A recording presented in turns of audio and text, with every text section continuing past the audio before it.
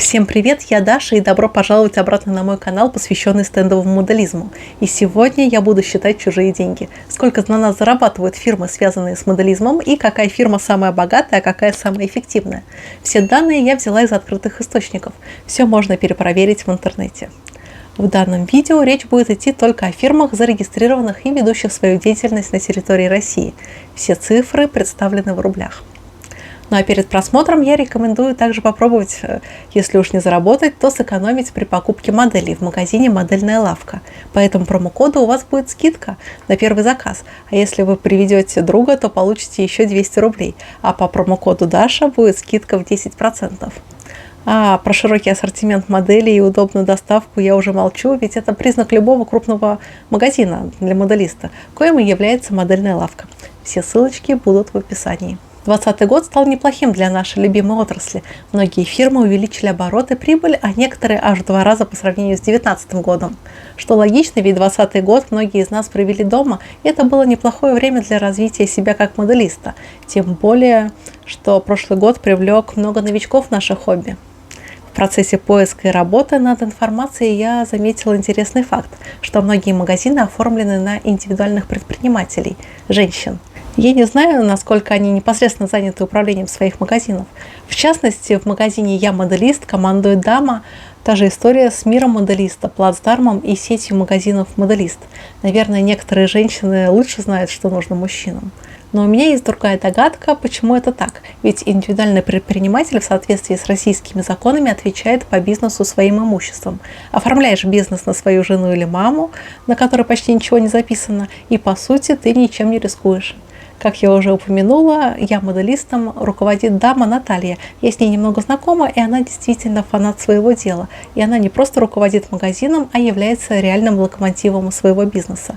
А Татьяна Соломатина, на чье имя записан магазин «Мир моделиста», гордо называет себя владелицей на официальной странице магазина ВК. И ох уж эти феминитивы. Также у меня есть проблема с поиском отчетности для индивидуальных предпринимателей. Это такой вид юридического лица в России.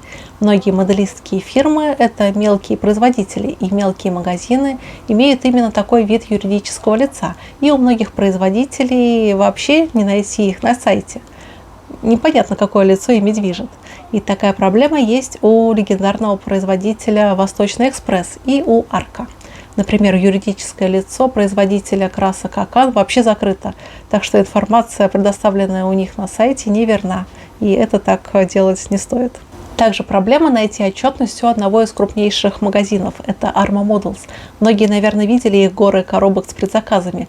Наверное, у них огромные обороты и, как следствие, прибыль, но в открытом доступе информации о их деятельности никакой нет. И в процессе поиска мне только удалось найти патент на их торговый знак. И все.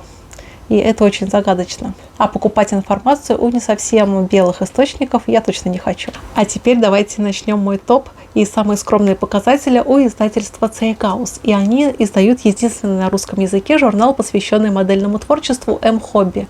Также они часто издают специализированную литературу для моделистов, которая в большинстве своем представляет компиляцию статей из того же «М-хобби». При самом скромном на этом обзоре обороте в чуть менее чем в 7 миллионов рублей они заработали всего лишь 79 тысяч рублей чистой прибыли. Так что заниматься издательским делом для моделиста задача не только трудная, но и не совсем выгодная. Далее в моем рейтинге моделистского Forbes идет российский производитель красок, фирма Pacific 88. Ребята изготавливают довольно качественную химию за свои деньги, и у них широкий ассортимент цветов, а в их арсенале есть и классическая моделистская химия типа смывок, фильтров, эффектов грязи и ржавчины. И результат у них тоже довольно скромный. При обороте в 3 миллиона рублей они заработали всего лишь 136 тысяч. Но думаю, это начало, и они еще на полную мощность себя не раскрутили. Кстати, красками этой фирмы я крашу почти все свои модели. Вы можете посмотреть это в любом моем видео. Далее в моем рейтинге идет магазин и локализатор сборных моделей фирма «Моделист». Да, фирма «Моделист» — это не только крупная сеть магазинов для моделистов в Москве и Санкт-Петербурге, но и небольшой производитель масштабных моделей. Они перепаковывают в свои коробки модели известных фирм и уверяют, что они адаптируют модели иностранных брендов для российских потребителей. В частности, они известны перепаковками моделей от китайского Трумпетера или ICM. Да, видимо, украинский производитель настолько отдалился от России, что их модели нужно адаптировать. Так вот, эти ребята при большом обороте аж 84 миллиона рублей заработали всего лишь 1 миллион чистой прибыли. Видимо, все деньги ушли на перевод инструкции от фирмы i7 с украинского на русский. Вслед за моделистом идет ООО «Фелиция». Под таким немоделистским именем скрывается импортер моделей фирмы Tamiya, Revell и Итальери. При обороте в 24,5 миллиона рублей они смогли заработать в 2020 году чуть более 1,5 миллиона рублей. Видимо, отсутствие своей производительной базы дает о себе знать, ведь по сути фирма зарабатывает только на посреднических услугах. 10 место в моем рейтинге самых успешных фирм, связанных с моделизмом, занимает сеть розничных магазинов сборных моделей «Техника молодежи». У них в распоряжении есть 2 точки в Москве, на Беговой и в Центральном детском мире. Когда-то у них был очень крупный магазин в спортивном комплексе «Олимпийский», и по началу своего увлечения моделизмом я была их клиентом. Но меня дико бесило хамское отношение продавцов к клиентам, а выставка моделей в Центральном детском мире подтолкнула меня к созданию канала на YouTube о моделизме. И при обороте 21 миллион рублей они смогли заработать 1,8 миллионов рублей. И это довольно скромный показатель для такого известного магазина. А если вы считаете, что производить краску для моделистов в России невыгодно, то спешу вас обрадовать. Ребята из Новосибирска, компания Zip Макет, при выручке в 6,5 миллионов рублей смогли заработать 2,5 миллиона. И это пока самый высокий показатель отношения выручки к прибыли в моем рейтинге, что говорит о том, что ребята работают очень эффективно. Краской их производства я на первых порах тоже пользовалась, и качеством я была в принципе довольна. И 8 место в рейтинге занимает скромный магазинчик при заводе фирмы «Звезда». Помимо продаж моделей фирмы «Звезда», этот магазин импортирует модели таких фирм, как Dragon, Tacom и Aoshima. И финансовые результаты у них тоже хорошие. При обороте в 34,5 миллиона рублей они смогли заработать чуть более 5 миллионов рублей. На 7 месте рейтинга магазин «Я моделист». Наверное, один из самых старых интернет-магазинов со сборными моделями. И они занимаются онлайн-торговлей моделей уже почти 11 лет. Но древний дизайн сайта отталкивает от них миллениалов и зумеров. Кто это такие, вы можете почитать в Википедии. И судя по имеющейся у меня информации, при обороте в 43 миллиона рублей они смогли заработать почти 6 миллионов рублей. Надеюсь, что полученную прибыль они смогут пустить на редизайн сайта. А на 6 месте фирма ICM. И я не очень верю этой информации, так что использовать я буду ее с осторожностью. Существует юридическое лицо ICM, зарегистрированное в Москве, и отсылочка о нем есть на официальном сайте ICM. Кстати, вкладка о компании у них на сайте не работает. Ребята, ICM, я вам что, инженер-тестировщик, вручную потыкать все вкладочки перед пуском сайта, это не зазорно. Судя по информации из интернета, ICM России занимается производством изделий из пластика, что похоже, в принципе, на правду. При обороте чуть более 40 миллионов рублей российское подразделение ICM заработало более 6 миллионов рублей. Показатель довольно скромный перед следующими гигантами. И 5 самых прибыльных предприятий о моделизме открывает компания «Звезда Экспорт». И, как нетрудно догадаться, это юридическое лицо занимается экспортом своей продукции за рубеж. Кстати, фирма «Звезда» – одна из немногих российских предприятий не сырьевого сектора, которая показывает неплохие результаты на зарубежном рынке.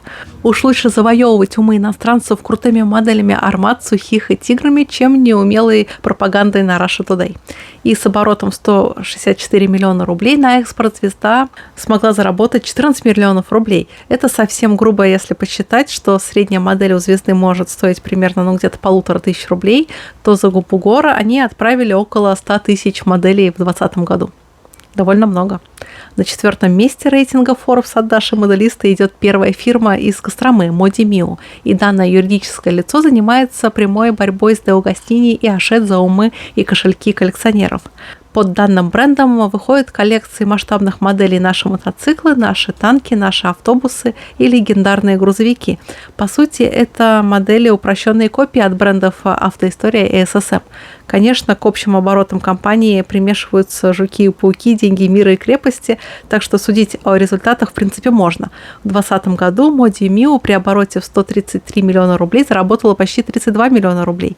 А на 3 месте в моделистском Forbes идет интернет-магазин «Модельная лавка». Магазин с современным и удобным дизайном и не бьющим в лицо рекламными баннерами, большим количеством акций и широким ассортиментом. Правда, у них лязов нет, как и везде в принципе. Но отсутствие предзаказов, как у их конкурентов, это их большой минус. А финансовые результаты у них феноменальные. При обороте в 121 миллион рублей они заработали 91 миллион рублей, что, вероятно, говорит о высоком уровне менеджмента у них в фирме. А на втором месте Великая Кострома под брендом ООО Scale. И тут скрывается интернет-магазин Ritmonext. И у него довольно убогий дизайн на 2021 год. А также в ООО Scale входит вереница брендов масштабных моделей. Это Автоистория, SSM, Модуль Pro, сборные модели под моим любимым брендом АВД, инструменты от Мачете и, наверное, Ласточка. Бизнес-модель с проектированием моделей в России и производством их же в Китае себя полностью оправдывает. И при обороте в 200 миллионов рублей их чистая прибыль около 100 миллионов рублей. Оно и понятно, люди хотят собирать то, что они видят на улицах. Это КАМАЗы, ЗИЛы, КРАЗы. И, надеюсь, АВД займется и советскими легковушками тоже. Звезда, ау, вы что, до сих пор не развиваете 43-й масштаб и советский автопром? И я хочу, чтобы вы немножко потеснили костромичей на рынке, а то они пользуются своей эксклюзивностью и загибают очень нереальный ценник.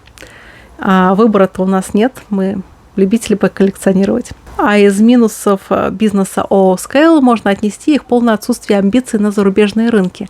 А знаете, насколько немцы, поляки, да и некоторые американцы хотят собирать ЗИЛы и КАМАЗы, и я это вижу часто по комментариям у меня на канале. Ну а на первом месте, как это можно было предположить, будет Звезда. Это отечественный гигант. Он когда-то начинал с полузаброшенной фабрики игрушек и превратился в огромный концерн по производству масштабных моделей практически во всех направлениях, ну кроме 43-го масштаба. Да пусть Кострома и хозяйничает на этом поприще, но не знаю. Тем не менее, модели от Звезды уважают во всем мире, и, судя по их свежим новинкам, они серьезно целятся на западные рынки. И Звезда показывает очень упомрачительные обороты в более чем 600 миллионов рублей при прибыли в 91 миллион рублей. А вместе с их подразделением, работающим на экспорт, они заработали 106 миллионов рублей, что немногим больше заработка костромских товарищей. И вот такой у меня получился рейтинг. И это все, что я смогла найти в интернете и в открытых источниках. И, к сожалению, все эти фирмы мне не отправляют свою отчетность. Также стоит отметить, что Кострома и Звезда свои десятки миллионов рублей тратят не на куртизанок и вечеринки на островах, а на развитие своих фирм. Многие средства реинвестируются обратно в бизнес, тратятся на развитие инфраструктуры и на разработку новых моделей, что к нам только в плюс. К сожалению, в мой рейтинг не вошли многие магазины, так как они оформлены на индивидуальных предпринимателей, и отчетности по ним нет в интернете. Интересно, какое место в этом рейтинге заняла бы, например, Arma Models? Думаю, она точно бы вошла в 5. Надеюсь, это видео вам понравилось. И если вы впервые на моем канале, то обязательно подписывайтесь и не забывайте ставить уведомления и лайки. Да. Ведь на моем канале я не только разговариваю о моделизме, но и активно строю модели. Так что ставьте лайки этому видео, а у меня на канале есть много видео со стройками и окрасками моделей. И заглядывайте туда тоже, пожалуйста. И хочу сказать еще раз большое спасибо спонсорам канала. Без них мне было бы очень трудно работать над каналом. Так что увидимся в следующем видео. До новых встреч. Пока-пока.